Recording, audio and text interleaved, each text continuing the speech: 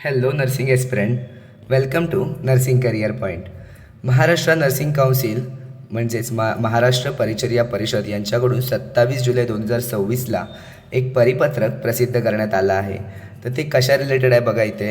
नोंदणी नूतनीकरण परिपत्रक क्रमांक 1. तर याचं आपण डिटेलमध्ये बघूया हे परिपत्रक नक्की काय आहे. तर त्याचा विषय तुम्ही पाहू शकता इथे दिला आहे त्यांनी. सन 2027 ते 2032मधील नोंदणी नूतनीकरण करणेबाबत.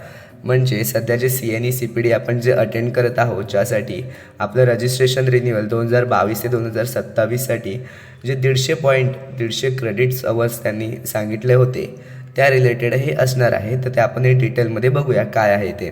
तर इथे बघा, महाराष्ट्र परिचर्या परिषद नियम 1971 नुसार नोंदणीकृत परिचारिका परिचारक यांच्या नोंदणीचे नूतनीकरण तर 5 वर्षांनी करण्यात येते. हे आपल्याला माहितीच असेल की 5 वर्षांनी आपल्याला रिन्युअल करावं लागतं.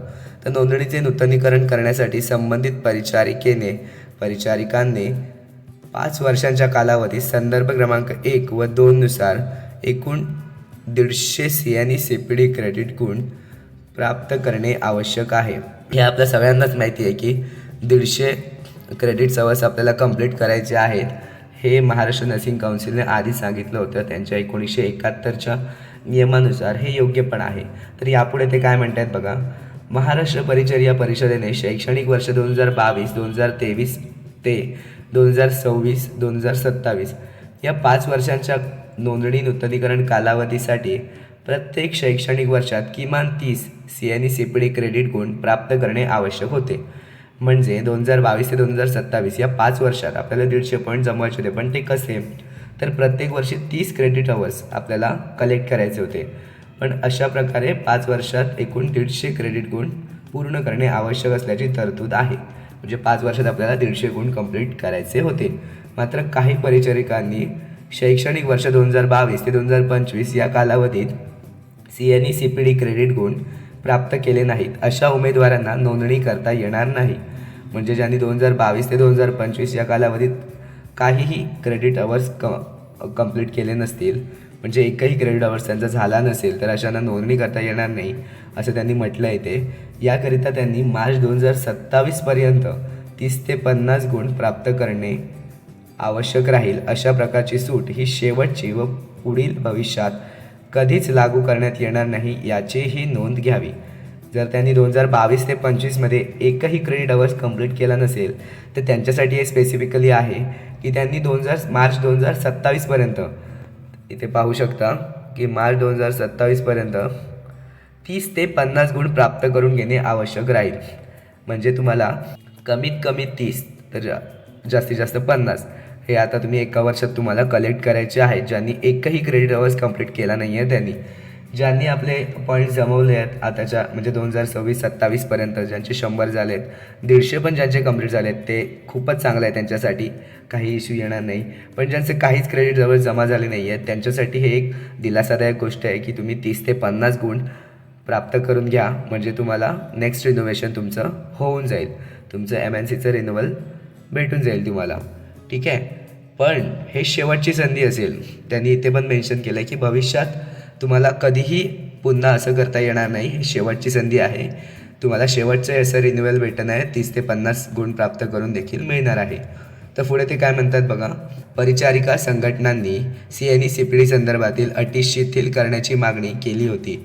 त्या अनुषंगाने पूर्वी एका CNE CPD कार्यक्रमासाठी देण्यात येणारे 5 क्रेडिट गुण ऐवजी 10 क्रेडिट गुण देण्याचे परिषदेने ठरविले.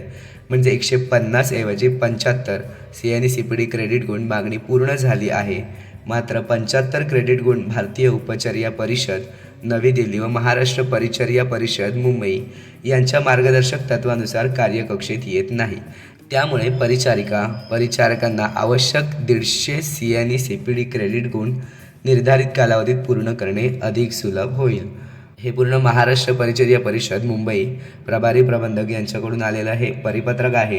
त्यानुसार नोंदणी नूतनीकरणासाठी आवश्यक CNE CPD क्रेडिट गुण मार्च 2027पर्यंत करणे आवश्यक आहे. याची सर्व नोंदणीकृत परिचारिकांनी नोंद घ्यावी.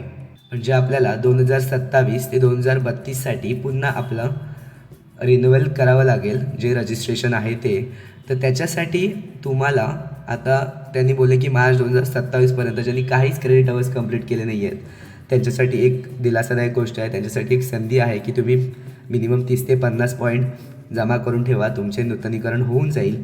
आणि त्यांनी असंही म्हटलं की यापुढे असं कधीही केलं जाणार नाही. यापुढे तुम्हाला 2027 ते 32 हा कालावधी राहील तेव्हा तुम्हाला कंपल्सरी 150 क्रेडिट अवर्स पूर्ण करणे गरजेचे राहील. हे प्रत्येकाने समजून घेणं गरजेचं आहे. नाहीतर तुम्ही पुन्हा म्हणाल की नेक्स्ट इयर पण आपल्याला शिथिलता भेटेल 2027 नंतरच्या रजिस्ट्रेशनला, तर असं होणार नाही आहे.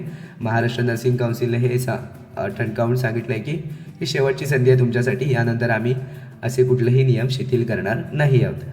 तर ज्यांनी कोणी सी आणि सी पी डी केल्या नसतील, ज्यांचे पॉईंट जमा झाले नसतील, तर त्यांनी लवकरात लवकर जाऊन ते मिनिमम 30 ते 50 पॉईंट जमा करा आणि आपलं येणारं रिन्युअल करून घ्या. ते पण आपलं मार्च 2027मध्ये आहे. तर तुम्हाला हा महाराष्ट्र नर्सिंग काउन्सिलचा निर्णय कसा वाटला हे कमेंटमध्ये नक्की सांगा. आणि तुम्हाला माहिती आवडली असेल तर आपल्या चॅनलला सबस्क्राईब करायला विसरू नका. आणि काही क्वेरी असतील तर त्या देखील कमेंट सेक्शनमध्ये टाका. धन्यवाद.